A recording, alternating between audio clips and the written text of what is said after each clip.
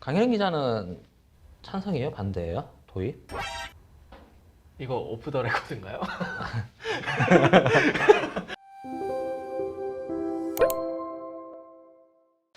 안녕하세요. 테크형 권동준입니다. 오늘은 최근 논란이 되고 있는 제도 디스커버리라고 하는데요. 이 디스커버리 제도에 대해서 이야기를 좀 해볼까 해요. 최근 소송전이 있었죠. LG 에너지 솔루션과 SK 이노베이션 영업 비밀 침해 관련해서 이슈도 있었는데, 이 소송에 굉장히 큰 영향을 미쳤던 제도 중 하나가 미국의 디스커버리 제도라고 합니다. 그런데 이게 한국에도 한국형으로 디스커버리 제도를 도입하려고 해요. K 디스커버리라고 하는데 논란이 많이 되고 있습니다. 오늘은 이 소부장 쪽에서 논란이 되고 있는 K 디스커버리 강혜정 기자와 함께 이야기 나눠보도록 하겠습니다. 강혜정 기자가 담당하고 있는 분야가 반도체랑 소부장 쪽인데, 이쪽 업계에서, 산업계에서 K 디스커버리 도입에 관한 우려라든지 불만이 많다라고 해요. 도대체 이 K 디스커버리가 어떤 겁니까? 네, K 디스커버리는 기술 보호를 하고 좀 더 투명하게 특허권자의 권리를 보호를 해주자는 취지에서 생긴 겁니다. 흔히 말해서 증거 수집 제도라고 볼 수 있는데요. 미국이나 독일 같은 해외에서는 굉장히 활발하게 진행이 되고 있는 것입니다. 예를 들어서 특허 소송이 발생을 했다고 하면 특허권자가 침해 여부에 대해서 원래 증거를 수집을 해야 하는 것인데, 이 제도가 도입이 되고 나면 침해자가 이 특허를 침해하지 않았다 이렇게 증명을 해야 하는 이제 상태가 역으로 바뀌는 거죠. 그러면 기존에는 우리나라를 기준으로 봤을 때 네.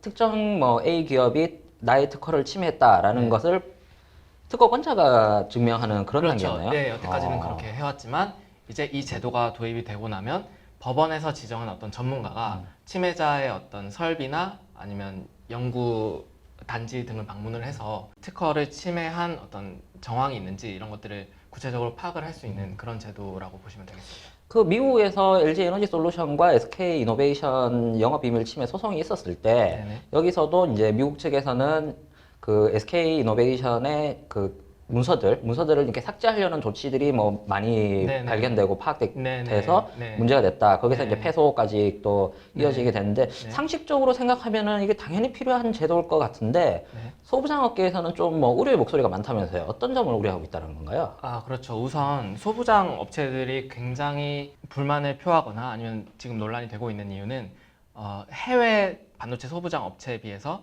질적으로라든지 아니면 양적으로 굉장히 취약하다, 이런 주장을 하면서 좀 주장을 하고 있습니다. 지금 소부장 쪽에서는 특허를 우리나라가 많이 가지고 있는 것보다는 또 양적인 것이나 아니면 질적인 거에 있어서 네네. 해외 업체들이 많이 가지고 있다. 네, 지금 이런 상황이라는 거죠. 그렇죠. 이제 반도체에서 8대 공정이라는 게 있잖아요. 이게 물론 소자 업체들마다 디자인 룰이나 어떤 공정 절차는 조금 대동소이하게 차이는 있겠지만 거의 비슷하게 8대 공정으로 반도체가 만들어지는 거를 반도체 업계에서는 다 알고 계시는데, 공정이 다 유사한 만큼 그 장비에 들어가는 어떤 재료들이나 어떤 기술들이 상당히 유사합니다. 라인에 들어가는 대부분의 장비들을 보면 미국이나 일본에서 만든 장비들이 거의 대다수이고 우리나라는 약간 후발주자로 달려가는 형태인 거죠. 그러니까 그들을 굉장히 쫓아가는 단계인 건데, 이런 제도가 있으면은 좀 아무래도 특허를 많이 확보하고 있는 미국, 일본 업체들이 훨씬 더 유리하게 작용할 거라는 주장을 많이들 하십니다. 그러면 정리를 좀 해보면은, 현재 우리나라 이게 소부장 업계에서 특허권이 좀 취약한 상태고, 네네. 만약 이 K 디스커버리가 도입된다면은 네. 강력한 증거 수집 제도로 인해서 네. 미국이나 해외의 특허권자들이 국내 소부장 업체들을 상대로 가령 특허 소송이라든지 이런 부분을 걸 수 있다. 네네. 이런 걸 좀 우려하고 있다라고 보면 되는 건가요? 예, 맞습니다. 일단 예전 같은 경우에는 아까 말씀드렸듯이 침해자라고 한정이 되는 사람들이 증거를 굳이 제출을 하지 않아도 되는 상황이었잖아요. 근데 이제 이런 제도가 생기게 되면서 특허권자들이 훨씬 유리하게 되는 그런 상황에 직면을 하게 되면 우리나라에 있는 소부장 업체들이 굉장히 불리하게 작용을 할 수 있기 때문에, 일단 국내에서 이렇게 소부장 붐이 일어나고 있는 상황인데 왜 이런 제도를 도입을 해서 좀 국내 소부장 업계의 어떤 위협을 더 강하게 만드느냐, 그런 네네, 데서 우려를 하고 있다. 예, 그런 식의 주장을 하고 계시는 거죠. 그런데 특허청 이제 정부죠. 이제 특허청에서는 K 디스커버리를 도입하려고 하는 입장이고, 네. 또 준비도 단연간 해왔는데, 네. 특허청에서 이런 소부장 업계의 입장 표명에 대해서 국내 소부장 특허가 양적으로 질적으로 취약하지 않다. 충분히 견지할 만하다. 네, 뭐 이런 네. 수준에 대한 뭐 발표도 있었던데 그건 어떤 내용입니까? 네, 맞습니다. 제가 그 작년 11월에 있었던 K-디스커버리, 그러니까 특허청 관계자분들하고 소부장 업계 그 분들께서 만나서 이제 대화를 나누시는 곳에 갔다 왔거든요. 그때 특허청 관계자분께서 말씀을 하셨던 게 해외 주요 업체 세 군데, 그러니까 미국 업체 두 군데랑 일본 업체 한 군데의 주요 특허 개수가 5,476개고 네. 또 국내 10군데 장비 업체의 특허 개수가 4,248개다. 이거 특허청 발표인 거죠? 그렇죠. 특허청의 자료인데 뭐 특허 개수가 아주 대동소이하다. 네, 그렇게 얘기를 하는 반면에 네. 또 이걸 가지고 또 소부장 업계에서 주장하는 바는 이 국내 10개 업체 특허 수가 4,200개인데 네. 그 중에 절반 50% 이상인 한 2,300개가 국내 장비 업체 1위 업체인 세메스가 가지고 있다. 아, 특정 업체가 독식하고 있는 특허다. 예. 예. 그러니까 나머지 한 2,000여 개는 한 9군데 정도가 나눠 가지게 되는데 그럼 2,000 나누기 9를 하면 거의 한 200개 정도 되는 거잖아요. 2,000개 이상, 2,000개 안팎의 특허를 가진 업체들이 한 200개 정도의 특허를 가진 국내 업체들을 굉장히 좀 무차별적으로 특허를 가지고 위협을 할 수가 있다는 주장을 또 하시게 되는 거죠. 만약에 K 디스커버리가 이제 도입이 되면은 해외 뭐 미국이나 일본 업체가 국내 소부장 업체에게 공격을 했을 때 네네. 특허 소송을 걸었을 때 한 세메스 정도는 그나마 이렇게 버틸 체력이 되고 뭐 네네. 안정적인 특허권을 가지고 있지만은 네네. 그 이외의 기업들은 굉장히 취약하다. 그렇죠. 근데 세메스 역시도 어쨌든 간에 후발주자인 거잖아요. 뭐 품목마다 다를 그렇죠. 수는 예. 있겠지만 그래서 세메스도 결코 안전하지는 않다. 또 이런 말씀을 또 많이 하시고 계시죠. 또 뭐 영업 비밀 침해 뭐 네. 이런 부분에 대해서도 소부장 업계에서 굉장히 우려를 많이 하고 있던데 이건 어떤 부분인가요? 네, 이 부분 같은 경우에는 아까 말씀드렸다시피 그 법원에서 지정하는 전문가가 네. 침해자라고 한정되는 그 회사 또는 법인의 설비를 방문해서 직접 그 정황을 파악할 수 있다는 게 골자였잖아요.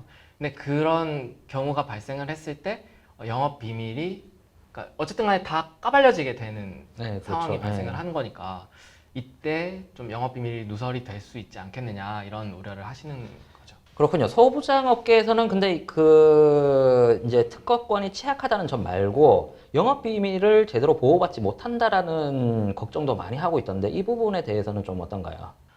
특허 소송이 만약에 K-디스커버리 제도 아래에서 발생을 하게 되면 법원이 지정한 전문가가 직접 침해자라고 주장되는 그 생산 법인에 방문을 해서 정황을 파악할 수가 있는 그런 제도가 마련이 되게 되는데 그럴 경우에 영업 비밀이 누설이 될 수 있다. 아무리 법원이 지정한 전문가가 들어가더라도 영업 비밀이 좀 누설이 될 수 있다. 이렇게 주장을 하시는데요.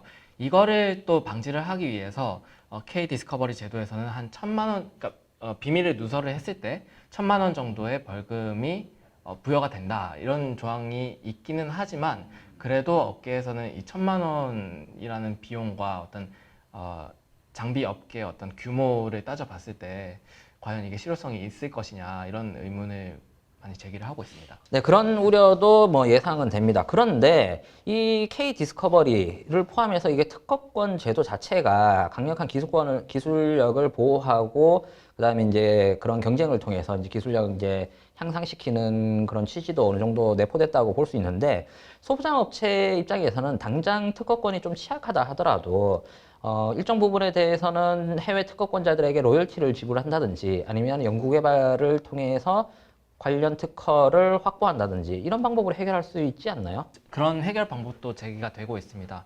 로열티를 내고서 뭐 장비 기술을 확보를 한다든지 아니면 장비를 만든다든지 이런 솔루션들이 있기는 한데 당장은 어렵다는 얘기가 굉장히 많습니다. 왜냐하면 그 특허권을 가지고 있는 업체들의 로열티가 굉장히 높고 그 필요한데 라이선스를 받으려면 라이선스를 받으려면 굉장히 많은 돈이 필요한데 또 우리나라 소부장 업체들은 말씀드렸다시피 그 장비 업체들에 비해 규모가 좀 작은 수준인 거잖아요. 그래서 아직까지는 조금 시기상조라는 지적이 많이 있고 세계 3대 장비 업체들의 분기 매출이 한 4조에서 5조 원 정도 되더라고요. 하지만 우리나라 같은 경우에는 지금 세메스가 국내 장비 업계에서는 1위를 달리고 있는데 한 2조 원 정도? 분기요? 연간 2조 2조 원. 원입니다. 네. 예, 그러니까 아직까지 차이가 굉장히 많이 나는데 또 R&D 비용에서는 얼마나 또 차이가 있겠어요. 격차가 많이 있는 만큼 국내에서는 좀 더 이 제도를 좀 천천히 가져가는 게 어떻겠냐, 소부장 업계에서는 그렇게 주장을 많이 하시고 계시는 것 같아요.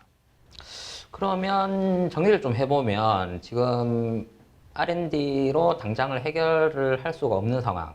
R&D를 투입하려 그래도 지금 R&D 비용이라든지 이런 여건을 봤을 때 네. 한번 후발주자인 국내 소부장 기업들은 계속적으로 후발주자일 수밖에 없고 네네. 그 R&D 격차로 인한 기술력 격차도 지속적으로 넓어질 수밖에 없다.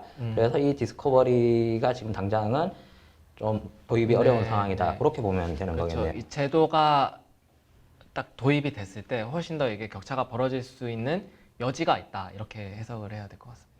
그런데 이게 소부장 업체에도 좀 갈릴 것 같아요. 가령 지금 해외 뭐 IP라든지 그쪽을 많이 사용하는 기업이 있을 반면 최근에 2019년 그 일본의 수출 규제로 인해서 국산화가 많이 진행되고 있잖아요. 그러면서 특허도 굉장히 많이 확보하고 있는 기업이 있을 텐데 그런 기업 입장에서는 이 K 디스커버리가 좀 환영할 만한 제도가 아닌가요? 예, 맞습니다. 이게 저도 취재하면서 참 머리가 많이 아픈 부분이었는데 말 그대로 K 디스커버리 제도는 말씀드렸듯이 특허권자가 굉장히 유리해지는 제도인 거잖아요. 굳이 그 증거를 입증을 하지 않아도 되니까. 그래서 우리나라에서도 소부장 업계에서 특허를 굉장히 많이 확보한 회사들이 많습니다. 뭐 굳이 기업 이름을 말씀드리는 건 조금 힘들겠지만 특허를 확보한 업체들이 굉장히 많은데 이분들 같은 경우에는 매번 이렇게 특허 전쟁을 치르면서 들이는 비용과 시간에 대해서 굉장히 좀 회의적이고 뭔가 개선이 필요하다고 생각을 하고 계시거든요. 그래서 K-디스커버리를 굉장히 환영을 하는 분위기고 우리가 특허 전쟁이 벌어지면 우리가 도둑 맞았는데 왜 우리가 입증을 해야 되느냐 이런 입장을 굉장히 많이 하고 계시고 또 특허권 그렇게 자유롭게 쓰고 싶으면 비싼 돈으로라도 좀 지불을 하고 하면 되지 않겠느냐, 사용하면 되지 않겠느냐 이런 입장을 가지신 분도 계셔서 네. 확실히 소부장 내에서도 특허권자인지 아니면은 특허를 이제 라이선스 받아야 되는 기업인지에 따라서 입장차가 좀 뚜렷하다라고 네. 보면 되겠네요. 네. 근데 이 K 디스커버리 이야기하면서 중국 얘기를 하지 않을 수가 없어요. 중국 같은 경우에는 국내 소부장 시장에서는 아직까지 또 역시 국내에 비해선 후발주자고 아직 국내에서는 많이 진입 못한 게 사실이죠. 네, 맞습니다. 그런데 향후에 소부장 쪽 분야에서 중국이 또 지금까지 많이 그래왔던 것처럼 가격 경쟁력을 앞세워서 국내 시장을 잠식하려고 할 때 중국 기업도 마찬가지로 우리 국내 기업의 뭐 기술이라든지 이런 부분을 많이 따라할 거고 네. 또 그런 부분에 대해서는 뭐 도용이라든지 네. 침해라든지 이런 부분이 있을 것 같은데 네. 이때가 되면은 K 디스커버리는 우리 기업의 또 하나의 방패가 되지 않을까라는 생각이 드는데 그런 네. 부분에 대해서는 좀 어떻게 진단하시는지. 그런 전망도 충분히 있었습니다. K-디스커버리를 찬성하시는 분들이 주로 중국의 어떤 반도체 굴기에 대해서 굉장히 말씀을 많이 하시는데요. 아까 말씀하셨던 것처럼 중국에서도 소부장 관련해서 굉장히 투자가 활발하게 일어나고 있기 때문에 특히 소자 분야에서 언제 우리를 치고 올라올 수 있을지 모르는 상황이거든요. 그래서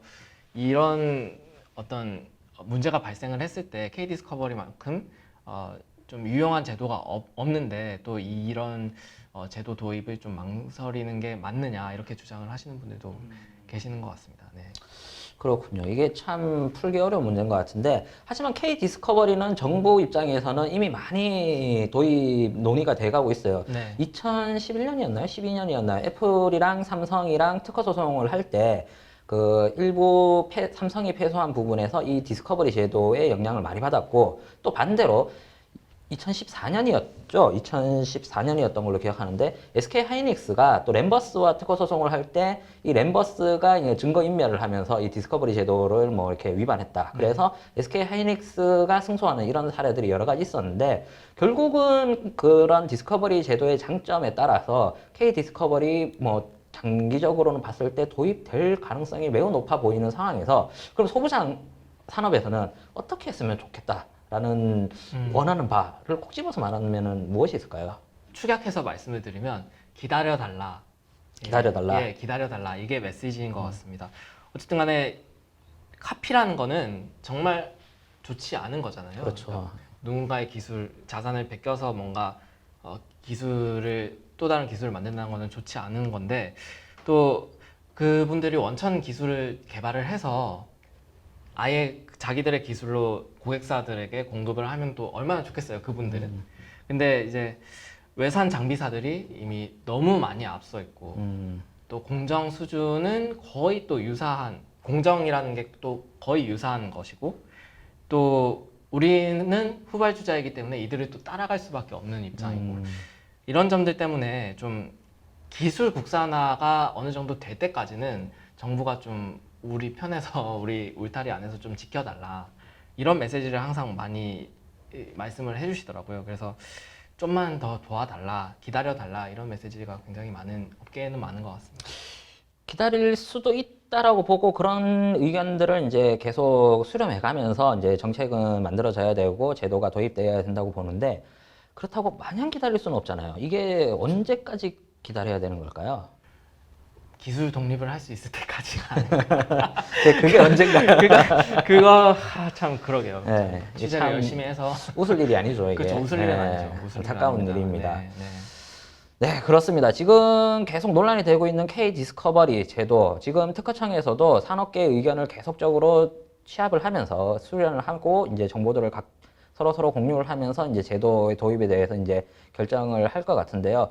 향후 좀 향방을 지켜봐야 될 것 같습니다. 만약에 이 K 디스커버리가 소부장 업계들의 우려처럼 정말 이제 국내 기업들이 많은 소송을 받거나 그런 공격을 받게 될지 혹은 또 다른 측면에서 우리나라의 특허권을 보호할 수 있는 계기가 될지 이런 부분에 대해서 좀 지켜봐야 될 것 같습니다.